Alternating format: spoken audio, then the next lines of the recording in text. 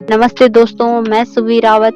हर बार दीपावली पर हम घरों को रोशन करते हैं, दीप जलाते हैं और बड़े ही धूमधाम से दीपावली का पर्व मनाते हैं। आज दीपावली का दिन जो भगवान श्री राम को समर्पित है, जब राम जी अपने पिता राजा दशरथ के वचनों का पालन करने के लिए 14 वर्षों का वनवास उन्होंने जंगल में बिताया। लंका के राजा रावण का वध करके जब वे माता सीता को पुनः प्राप्त करके कार्तिक मास की अमावस्या तिथि को भगवान श्री राम अयोध्या लौटे थे। कार्तिक मास की अमावस्या तिथि जब कहा जाता है कि पूर्णतः अंधकार होता है, इस अंधकार को मिटाने के लिए दीप जलाए जाते हैं। दीपावली का यह पावन पर्व अंधकार पर प्रकाश की जीत और असत्य पर सत्य की विजय का प्रतीक माना जाता है।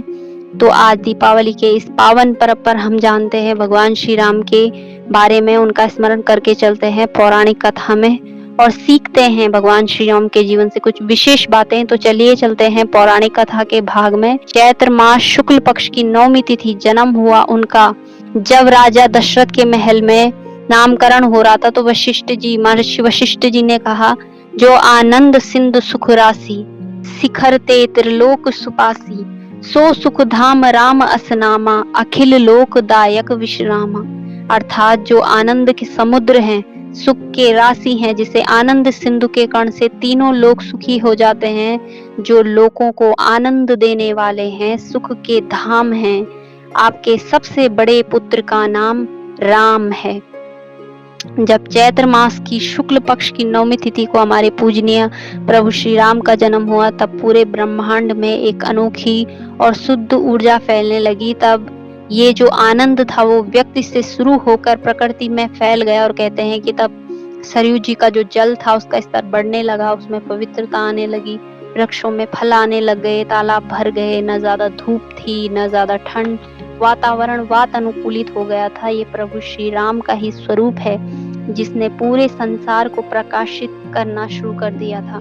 कि अयोध्या में 1 महीने तक कहा जाता है कि रात्रि नहीं हुई थी, सारी तिथियां जो थी वो दुखी हो गई, प्रभु ने हमारे दिन पर क्यों नहीं जन्म लिया। यहाँ तक कि काल की भी जो गति थी वह रुक गई थी। फिर 1 महीने में रहते कि सारी गतियां, सारी तिथियां सब प्रसन्न हो गए। शुक्ल पक्ष ने कहा कि भगवान ने मेरे पक्ष में जन्म लिया, मुझ में जन्म लिया।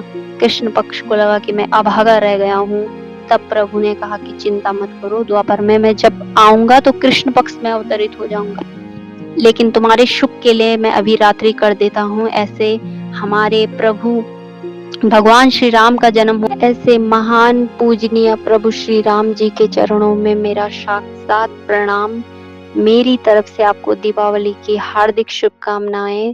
भगवान श्री राम मर्यादा पुरुषोत्तम के नाम से उन्हें जाना जाता है, जो अत्यंत ही दिव्य और प्रेरणादायक व्यक्तित्व का प्रतीक उन्हें माना जाता है, जो न केवल आध्यात्मिक और सांसारिक जीवन में सर्वोच्चतम है, बल्कि अपनी आत्मिकता, नैतिकता, सिद्धांत और गुणों में भी संपूर्ण ब्रह्मांड में सर्वश्रेष्ठ है।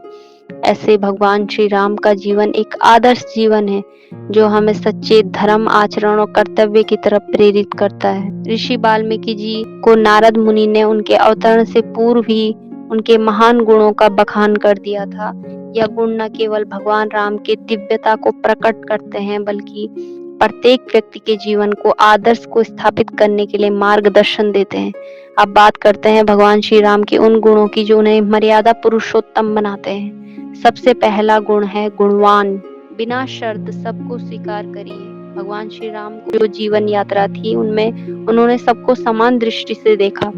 भगवान श्री राम में ऐसे दिव्य गुण थे जो हर इंसान को अपने जीवन में अपनाने चाहिए। वे विनम्र, सहनशील, दयालु और सबका सम्मान करने वाले थे। यही कारण है कि हर कोई उनसे आकर्षित हो जाता था, चाहे वो राजा हो या सामान्य, सभी उनके स्वभाव से प्रभावित हो जाते थे। उन्होंने हमें बताया कि गुणवान व्यक्ति वही होता है जो दूसरों को अपमानित नहीं करता, दूसरों की सहायता करता है, दूसरों की मदद करता है और सदैव सत्य का साथ देता है। और यह सब श्री राम के व्यक्तित्व में पूर्ण रूप से विद्यमान था। दूसरी बात जो राम जी के जीवन से सीखने को मिलती है, कर्तव्य निष्ठा, आज्ञा पालन और आदर्शवादी व्यक्तित्व को दिखाते हैं। जब अगले ही दिन राम को राज्य मिलने वाला था, राजा की पदवी मिलने वाली थी, फिर भी उन्होंने पिता के द्वारा माता को दिए वचनों का पालन किया, पिता की आज्ञा अनुसार पिता के वचनों का मान रखा। बिना किसी से कोई प्रश्न किए वन में जाने का निश्चय किया। उनकी ये विशेषता हमें बताती है कि उन्होंने न केवल पिता की आज्ञा का पालन किया बल्कि कठिन परिस्थितियों में भी उन्होंने अपने कर्तव्य को सबसे पहले रखा। उन्होंने हमें बताया कि परिवार का सम्मान, पिता के वचनों की रक्षा और कर्तव्य का पालन सबसे पहले है। उन्होंने अपने कर्तव्य को ही सर्वोपरि माना।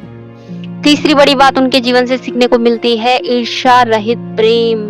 सबसे बड़े भाई होने के नाते राजपाट उनको मिलना था, लेकिन जब अगले ही दिन पिता के निर्णय के अनुसार भरत को राजा बनाने का निर्णय लिया गया, इसके बावजूद भी उन्होंने पिता से कोई प्रश्न नहीं किया, बल्कि इसके बावजूद भी भरत के प्रति उनका प्रेम कभी कम नहीं हुआ। हालांकि भरत ने राजपाट को स्वीकार नहीं किया। जब वे राजपाट को लौटाने के लिए राम को ढूंढने वन में गए थे तो उन्होंने राम को राजपाट वापस लेने को कहा। फिर भी राम ने उन्हें गले लगाकर सम्मान दिया और कहा कि वे सच में गर्व महसूस करते हैं कि उनके पिता ने राजा भरत को बनाने का निर्णय लिया है, क्योंकि वे जानते हैं कि वे इस काबिल हैं। उन्होंने कभी भी भरत से अहंकार व ईर्ष्या नहीं की। ये उनके विनम्र, निस्वार्थ और आदर्शवादी व्यक्तित्व को बताते हैं। भाई के प्रति उनका प्रेम निस्वार्थ था। चौथी बात जो हमें उनके जीवन से सीखने को मिलती है समाभाव, निष्पक्षता, सम्मान। जब रावण युद्ध भूमि में अपनी अंतिम सांसें ले रहा था तो उन्होंने लक्ष्मण के साथ चलकर रावण को महाज्ञानी कहा और उन्होंने रावण से चलकर ज्ञान लिया। उन्होंने उनके ज्ञान का सम्मान किया और पूरे सम्मान के साथ उसे स्वीकार किया, क्योंकि वे जानते थे कि उनकी लड़ाई सिर्फ अधर्म से थी, किसी व्यक्ति विशेष से नहीं। उनके मन में कोई व्यक्तिगत घृणा नहीं थी। उन्होंने रावण को अंतिम समय में भी लंकापति कहकर सम्मान दिया। हमें यह सिखाता है कि महान व्यक्ति हृदय द्वेष से मुक्त होता है। विवेकी मनुष्य वही है जो व्यक्ति को अच्छाई चुनना और बुराई को छोड़ना सिखाए। पांचवी और आखिरी बड़ी बात उनके जीवन से सीखने को हमें मिलती है सरलता। स्वयं ईश्वर होने के बावजूद भी उन्होंने मनुष्य की तरह सरल जीवन जिया। राम जी जो स्वयं विष्णु जी के अवतार माने जाते हैं, उन्होंने हमें सिखाया कि महानता दिखावे में नहीं बल्कि विनम्र और व्यवहार में होती है। उन्होंने शबरी के जूठे बेर खाने को प्रेम और सम्मान कहा। उन्होंने शबरी के जूठे बेर खाए। शबरी एक आदिवासी भक्त थी, उसके पास देने को कुछ भी नहीं था। जब वे राम जी को चखकर अपने जूठे बेर खिला रही थी तो उन्होंने उसे प्रेम से स्वीकार किया। उन्होंने हमें सिखाया कि प्रेम की भावनाओं में कभी ऊंच नीच नहीं देखी जाती, बल्कि सच्ची भक्ति भोग, धन या मंदिरों में नहीं, निर्मल हृदय में बसती है। स्वयं ईश्वर होकर भी राम ने साधारण मनुष्य की तरह जीवन जिया, संसार को ये सिखाने के लिए कि सबसे बड़ी शक्ति विनम्र प्रेम, सम्मान और त्याग में होती है।